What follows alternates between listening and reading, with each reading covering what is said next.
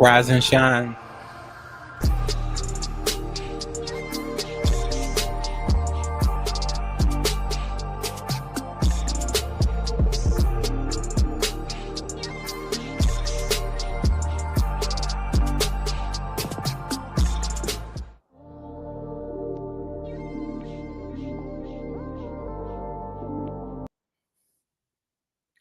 Good morning, everybody. Y'all, I'm so sorry. When I tell you it is so hard to get everything settled in the morning. Ooh, it really is, y'all. Okay, so I'm gonna go ahead and get into the reading. I did just do my hair, y'all, but still, I need more green tea.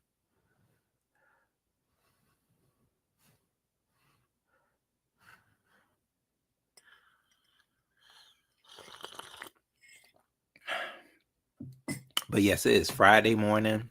I'm getting ready to test today, so bear with me. Yes, self-love yourself. Sorry, darling. I schedule a time to come in and have this reading with y'all this morning, and it didn't work out right on time for me, but we are here. So y'all, I'm gonna go ahead and get ready for get ready for this reading. 1 second, you guys.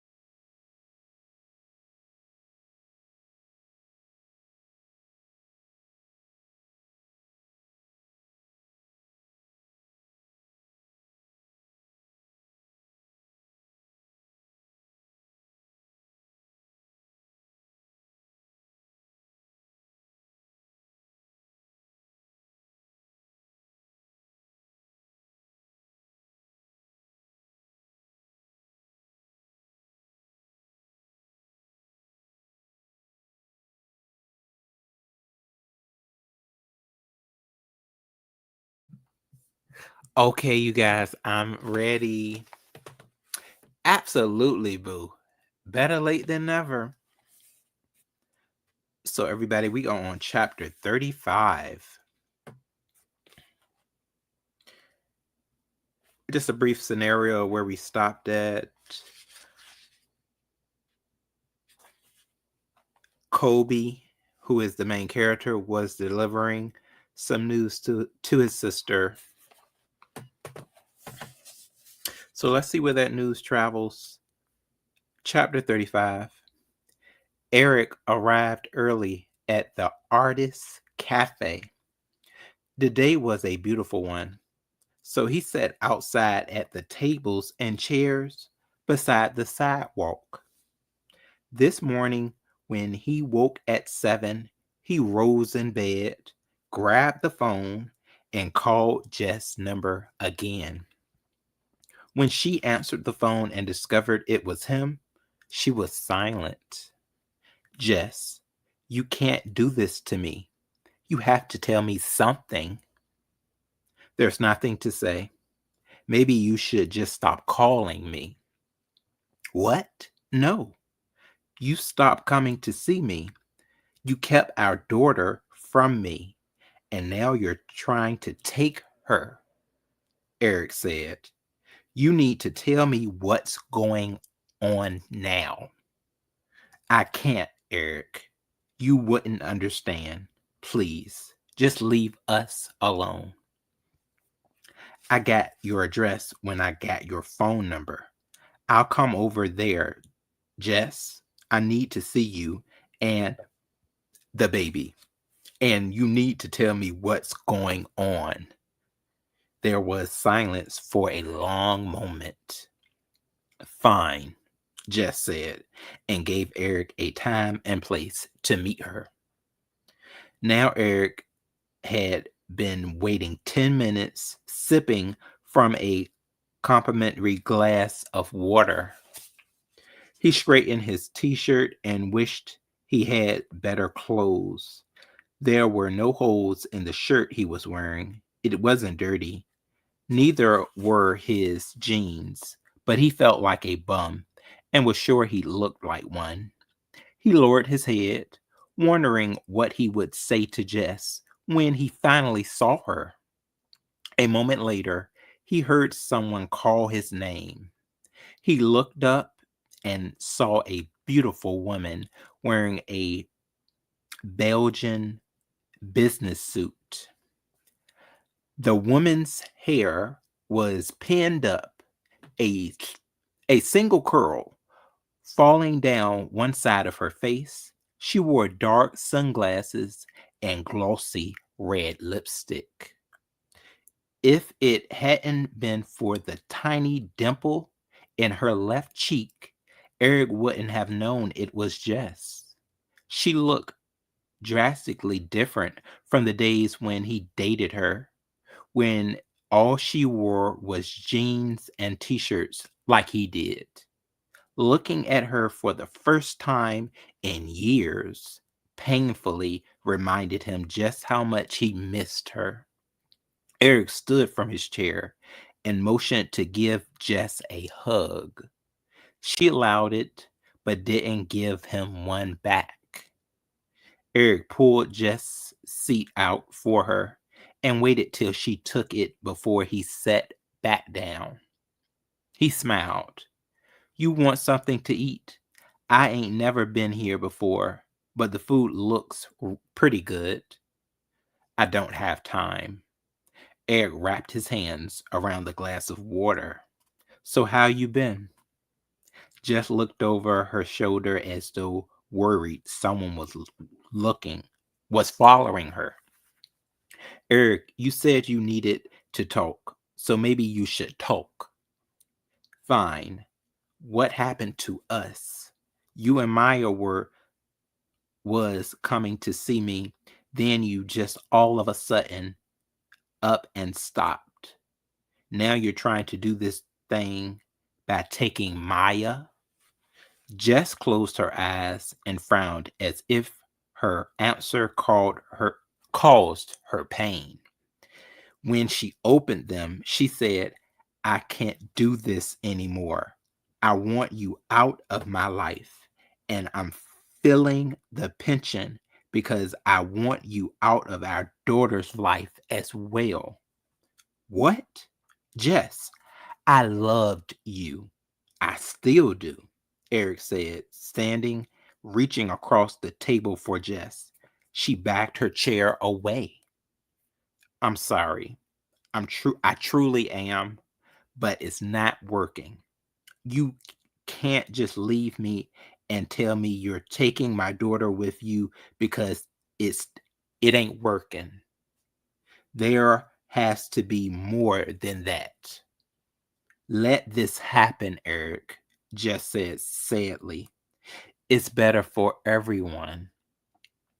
I won't let you do it. You don't have a choice. It's already happening. I know it has to be rough to hug somebody and they don't hug you back, especially when you love them. So just wanted to place that out there, y'all. Chapter 36. Black sat alone in his cell on a chair, staring at a wall. It was almost lights out and the ceiling doors would be closed soon. He had just come back from speaking on the phone to his girl.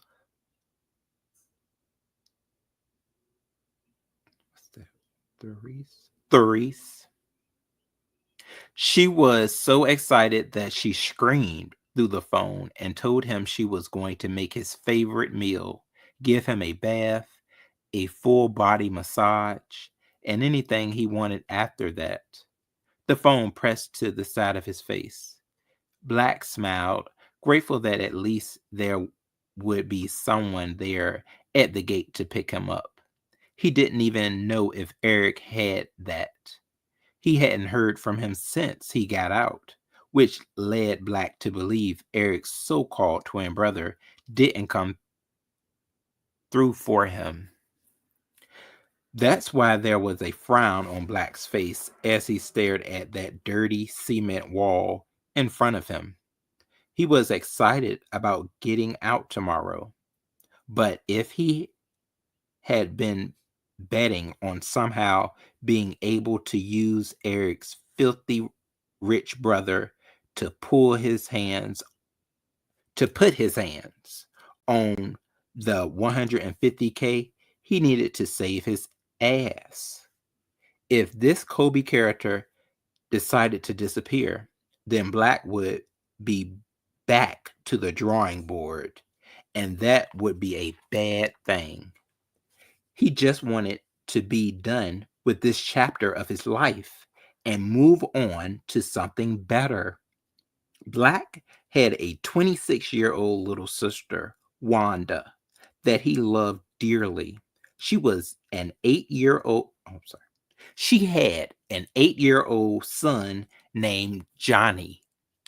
He hadn't seen his nephew since the last time he was a free man years ago. Oh, yeah, boo, you said he disappeared. Yeah, without a trace, you're right. Wanda and Johnny lived in the small town of Racine, Wisconsin. Black hated to think about it, but he was what drove them out of Chicago. The late night visits by thuggish men, rolling up in pimped out cars, unexplained stacks of money appearing in the house he lived in with Wanda, led her to believe that Black was not a good influence on her or Johnny's life. She told Black she was certain of that the morning Johnny, at 4 years old, came running down the hallway playing with a gun. Wanda was in the kitchen cooking breakfast for the boy when she heard a loud click. When she sprung around, she saw her son giggling and pointing a gun that was just about as big as he was at her. Later that night, Wanda had set her older brother down and explained to him, "If your gun had been loaded, I would be dead right now. And who knows, maybe even Johnny too. Stay here if you like, but I can't take it anymore. I love you, Joseph." Wanda refused to call him Black. "But I can't have you influencing Johnny like that, wanting to grow up to be like you. I won't let you and the streets take him from me." Wanda had a friend who found her a job way down in bumfuck Wisconsin, of all places, and she packed herself and Johnny up as quickly as she could and got out of Chicago. Before she left, she asked Black to come with them, start a new life there. Black snickered, turned away, like he hadn't given it any thought at all, when he actually had. He shook his head and said, "What the hell would I look like hanging out in Wisconsin? Nope. No thanks. I ain't no dairy farmer." When he turned to look at Wanda, there were tears on her face. "You're gonna end up in trouble if you stay, Joe. You gonna end up in trouble or dead. All right, he got a sister. Hey, Dory, what's up, boo? Oh, thank you, baby. I appreciate it. Oh, darling, I hope our Blue is doing well. Look, tell Blue it's about to be the weekend. Dear, we can't have Blue acting up. Not my godson. if he wants a piece of steak, boo, he'll behave. Oh, self-love yourself. You said I'm congratulating you on your test because you already passed it before you take it. Oh, thank you, boo. Yes, y'all, I got that test coming up. All I have is well wishes. Yeah, I think we gonna do this. I got a 91 on my first test, y'all. So I just hope all A's for the rest. Yeah, Dory, I tell you, this book is really good, baby.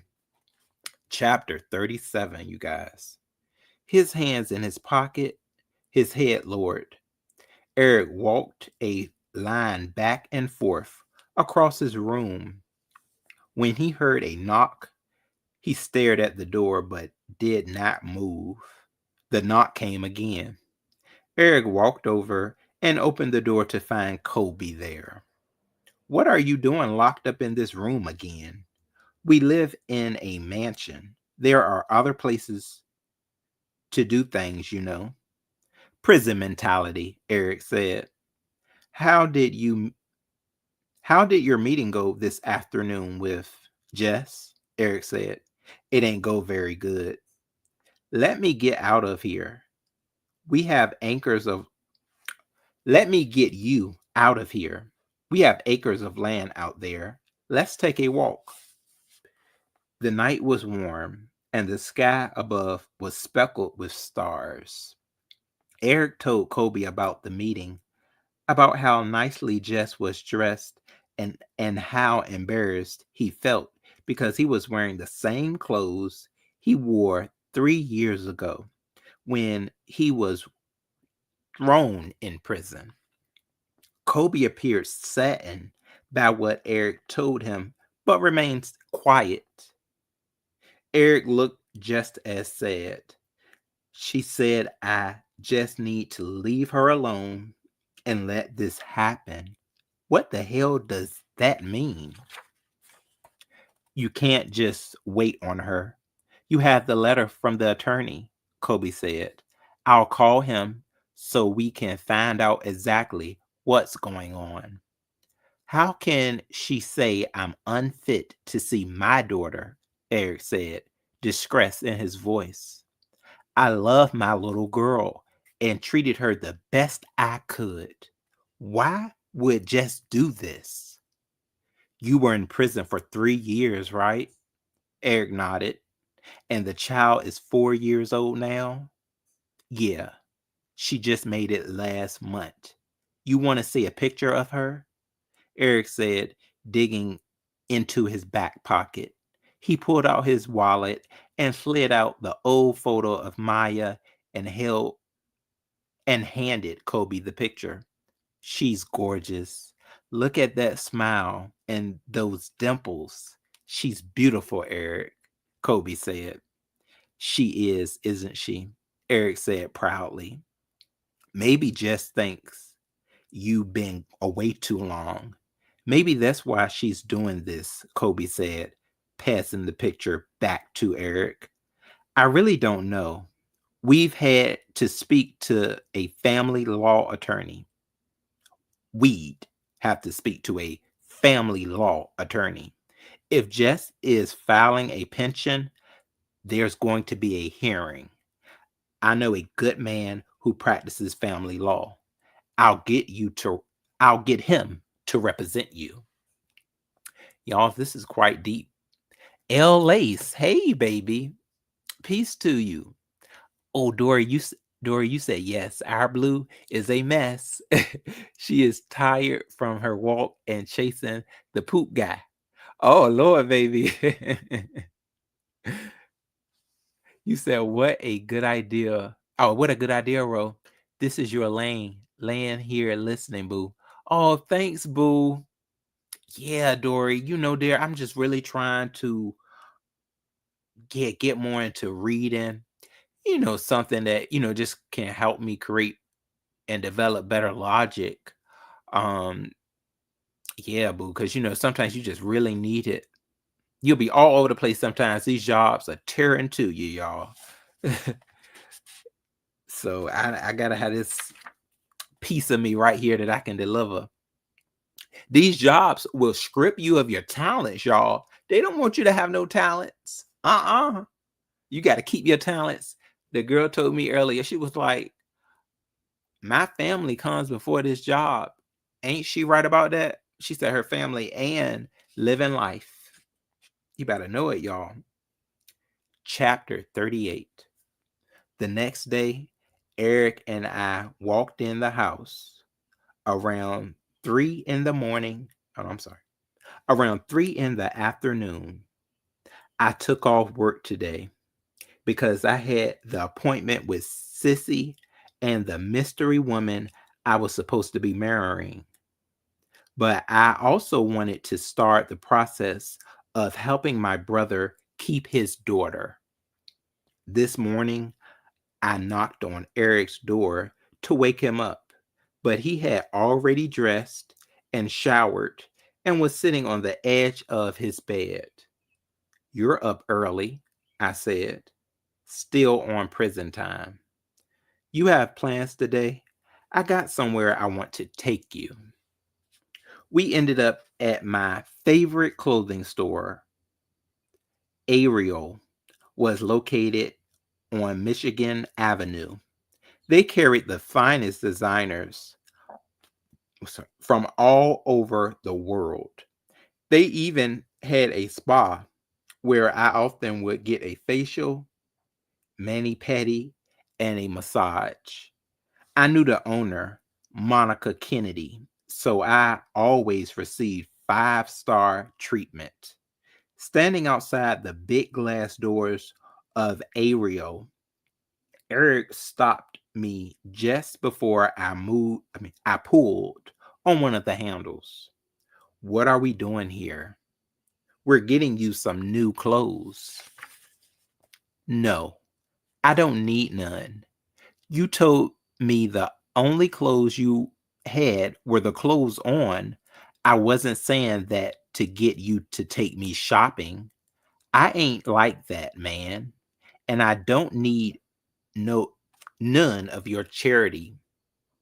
Then what, Eric? I said. You want to walk around wearing the same jeans and t-shirt? Eric lowered his head. I don't want to take no handout from you, man. I need to earn it. Fine. Whatever I buy you today or from now on, we'll look at it as a loan. Oh, yes, Dory. Absolutely, baby. You said, yeah, yes, keep your talent. Self-love before anything else. Yes, darling, it's facts. We got to cater to our self-love. We'll be all messed up. Boo, in the head and body. We'll be tore up. Shoot. Y'all should have seen how many years I put into the job and not into myself. Look where I'm at now, single. Y'all, that's another story. Okay. Okay, so we're here. I'm gonna need a way to pay it back. I'm one step ahead of you. My sister was a little influenced in the family company, I said, smiling. I'm sorry, y'all. Hold on one second, y'all. I'm sorry. My sister has a little influence in the family company, I said, smiling. I'm sure we'll be able to find you a job there. The owner, Monica, an attractive, shapely woman with short cropped, curly black hair, almost passed out when she saw the two of us. I had called her earlier this morning and told her I wanted her to lay out a fashion show's worth of fine men's suits, casual clothing, and sportswear. Changing up your look? Monica asked. I wouldn't quite say that, I told her. You'll see. Oh, yeah, and I have a surprise for you, too. Seeing Eric and me, Monica gave me a hug and said, "So this is the surprise you were talking about? You've been cloned?" "Very funny," I said. "Monica, this is my long-lost twin brother, Eric." Monica stepped forth, looked at Eric's attempt at a handshake, blew it off, and gave him a hug. Family of Kobe is family of mine. I assume this is really who the clothes I laid out are for, Monica said to me. Yep. Then why don't you go over to the spa?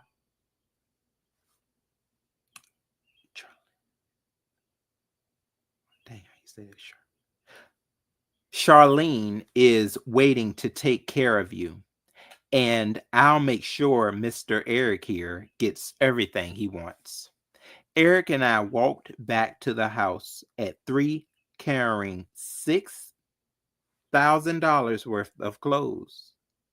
He picked out jeans, jerseys, slacks, shirts, and even 3 beautiful Italian suits tied to match.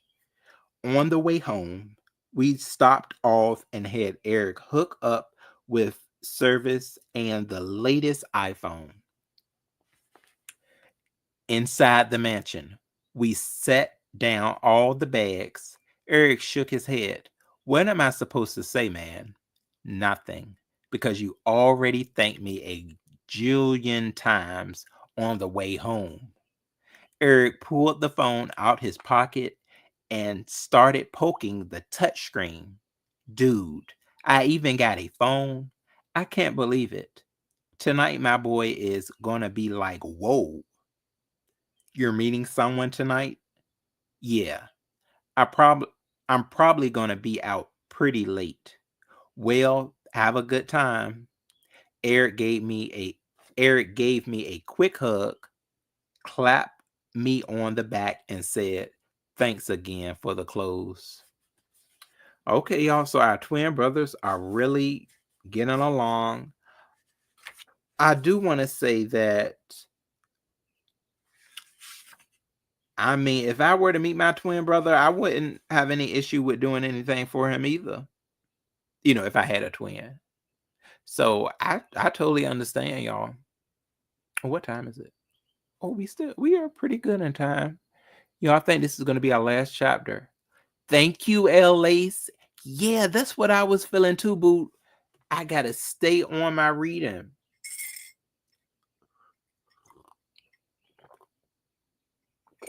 Oh, y'all, I'm drinking this green tea right here. So, okay, y'all, this is a nice chapter to end on. My favorite character of this book. Chapter 39. Because Austin no longer had a car, a limo had been sent for her, which brought her out to the Winslow Hair Care Products Corporation offices. Oh, I didn't know that they took her car too. Oh, yeah, I forgot they did too. Oh, Lord, Austin, not took the car. They did. She off bad, y'all. My girl, Austin. Yeah, yes. It's called No One in the World, L Lace. Yeah, it's such a good book, boo. Oh, Dory, you said I do a lot of motivational live streams, add a little bit of mess. You should really watch them. It will help you a lot. Oh, thank you, Dory. Okay, boo. Yeah, I like your motivational live streams, Dory. I know that I know within your live streams, I always hear that little bit of motivation that you have in them, boo. I do. It always helps too. So even if you are reading somebody, I can still hear like motivation coming through. Oh, you do them every morning, baby. All right now. See, I'm gonna have to definitely enjoy them when they are all together. Just the full on motivation. Yeah, I've heard them. Heard them before too. There. All right, y'all. So, oh, here we go. When Austin was given the okay by Sissy's secretary to step into Sissy's office, she saw that the woman was a very. Oh, I'm sorry.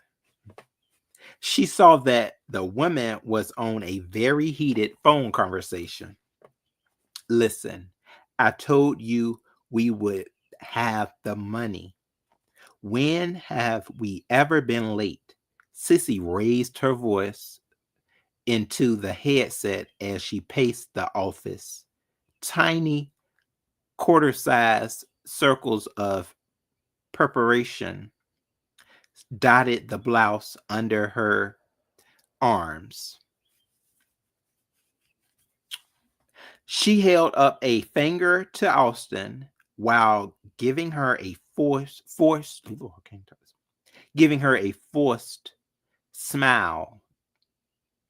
Well, you just hold them off as long as you need to. Understood? Good.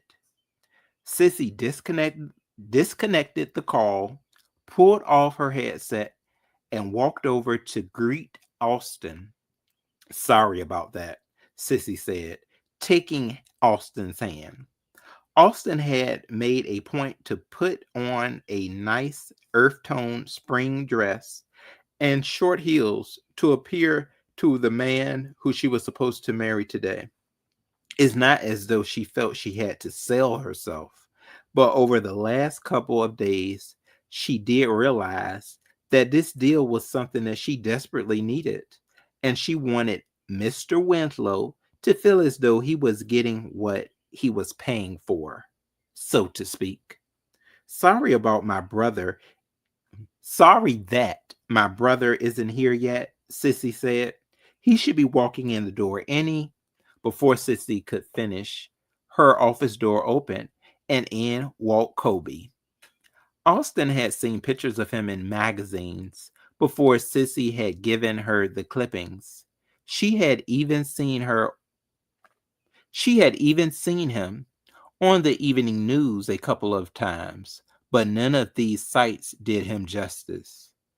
Austin thought, gay or not, Kobe Winslow was a beautiful man with his medium chocolate brown skin, his chiseled facial features, perfectly shaped head, and athletic body. It was sad because, yes, Austin felt her body warm a little at the thought of what he would look like standing there nude. Austin, Sissy said, let me introduce you to my brilliant big brother, Kobe Winslow. Kobe took the 4 steps over to Austin, displayed a beautiful smile of gleaming white teeth, and shook her hand. Pleasure to meet you, Miss Greer. Correct?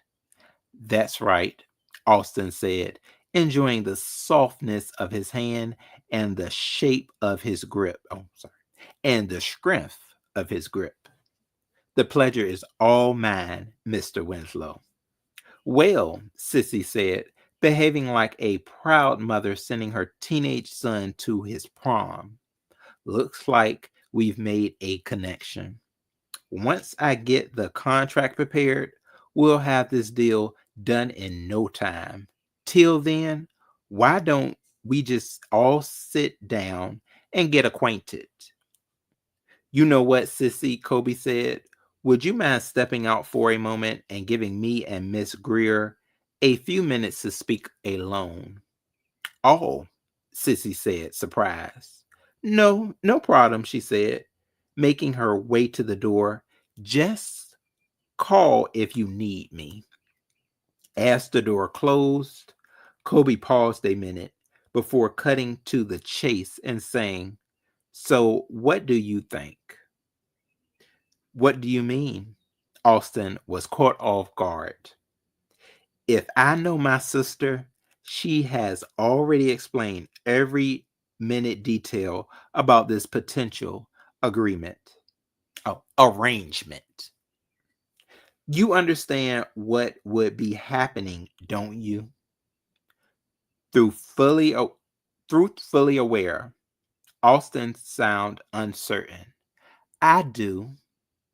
This in no way will be a traditional fairy tale marriage. Not even close. I'm not expecting sorry. I'm not expecting it to be. And you're okay with that? I am, because you're having financial difficulties and this deal will rescue you from them. Oh, Dory, you said yes. I'm also airing call for famous speeches from Dr. Maya Angelou, Ed, Oprah Winfrey, etc. Oh, okay now, boo. Oh, I'm saying. Austin didn't like it being summed up like that. It made her feel like the high price prostitution she told Sissy. I'm sorry, y'all. Austin didn't like it being summed up like that. It made her feel like the high price prostitute she told Sissy she wasn't. I guess so. As how about how about you? I won't be only hold on, I'm sorry. I won't be the only one in this. Will you be okay with it? I will, because you're gay and your father wanted you to marry a woman in order to receive your trust. I guess I deserve that. You say you did, Austin said, trying to smile. Is this something that you really want to happen? Kobe looked down at his shoes, then back up at Austin. I don't necessarily think it's a good idea. You, I feel the same, Austin admitted. But just like you, if you had any other option at all, you take it, right? That's right, Kobe said. Okay, y'all. So I guess that about wraps it up. We'll start back on chapter 40 later on. But yeah, so right now we're just looking at this agreement that they're having. I think that I think that Austin and Kobe actually make a pretty good pair. Austin, just seems like she's trying to build her life back from being this real estate agent that kind of fell in a debt. And we all know, Kobe's situation of trying to just keep his family business. So yeah, we're gonna see what comes of this, y'all. We got quite a bit of chapters ahead of us, so we're gonna take our time with it. Yeah, I greatly appreciate everybody for coming in. This has been a lot of fun. Oh, Lovelace, you said sounds like something some of my home state people would say. All right now, South Carolina. So yeah, yeah, Dory darling, make sure keep on with your motivational lives, dear. I'm gonna check those out. Yeah, but I definitely I hear a lot of motivation between your in different things you say. Yeah, so we got to let our talent spark through, everyone. So I'll be taking this test later. I thank y'all all for coming in, though. I'm about to go pick up my coworker now, everyone. So y'all, I heard that the dance competition is back on. Hey, all right now. So y'all, I'm gonna have to pull out that song I told y'all in the live screen that I did, that I got a song that I'm gonna be dancing to y'all for the Wow Out part. It's gonna be a Wow Out session that we're gonna have. So y'all, we're gonna be live this weekend. Oh, you are so welcome. Self-love yourself. We're gonna be wilding out, y'all. It's gonna be a good time. I think it should be on D Miss O's channel, if I'm for certain. I heard that last night. So y'all please check us out. It's gonna be at 7:30 tomorrow. Tomorrow. Yeah, on Saturday. We're gonna give us an old Saturday night dance live. So thank y'all. Let's end this on the splits. If y'all know what I mean. Here we go.